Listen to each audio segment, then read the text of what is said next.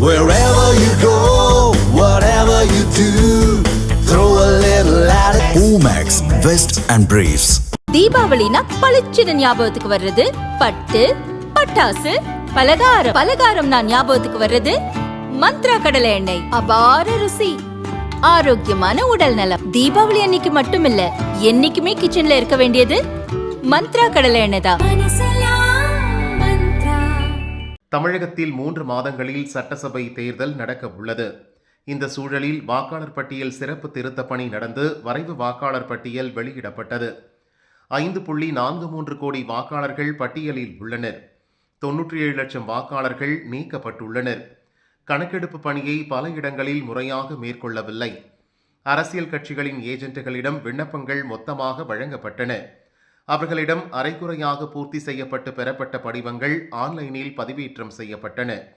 இறந்தவர்கள், நிரந்தரமாக இடம்பெயர்ந்த வாக்காளர்கள் பெயரும் பட்டியலில் இடம்பெற்றது. மொத்தம் 12.43 லட்சம் வாக்காளர்கள் போதிய ஆவணங்களை சமர்ப்பிக்கவில்லை. தகுதியான இறுதி வாக்காளர் பட்டியலை வெளியிட அவர்களையும் நீக்க வேண்டிய கட்டாயம் தேர்தல் கமிஷனுக்கு ஏற்பட்டுள்ளது. அவர்கள் உரிய ஆவணங்களை February 10க்குள் சமர்ப்பிக்க தெரிவிக்கப்பட்டுள்ளது. சம்பந்தப்பட்ட வாக்காளர்களுக்கு நோட்டீஸ் அனுப்பும் பணி நடந்து வருகிறது. தேர்தல் அலுவலர்கள் நிர்ணயிக்கும் நாளில் உரிய ஆவணங்களை சமர்ப்பிக்க வேண்டும்.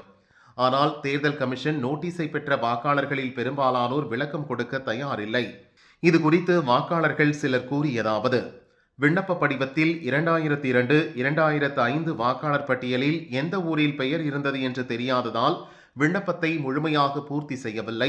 அதை ஏற்க முடியாது என்றால் நிராகரித்திருக்கலாம். நாங்கள் சிறப்பு முகாமில் புதிதாக விண்ணப்பம் அளித்திருப்போம். இப்போது நோட்டீஸ் பெற்று உதவி தேர்தல் அலுவலர் அலுவலகம் சென்றால் அவர் இல்லை, பிறகு வாருங்கள் என அலைக்கழிக்கின்றனர். ஏராளமானோர் விண்ணப்பம் கொடுக்கும் நிலையில் தேர்தல் கமிஷன் முறையாக கள ஆய்வு செய்து தகுதியானவர்களை சேர்க்க நடவடிக்கை எடுக்க வேண்டும். இல்லையெனில் மீண்டும் குழப்பம் தொடரும் என்றனர்.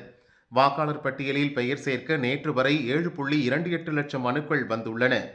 27, 28ஆம் தேதி நடந்த வாக்காளர் சிறப்பு முகாமில் 7.17 லட்சம் மனுக்கள் பெறப்பட்டுள்ளன. அதிகபட்சமாக கோவையில் 50,813, மதுரையில் 49,551, சேலத்தில் 41,557, செங்கல்பட்டில் 38,124 மனுக்கள் பெறப்பட்டுள்ளன.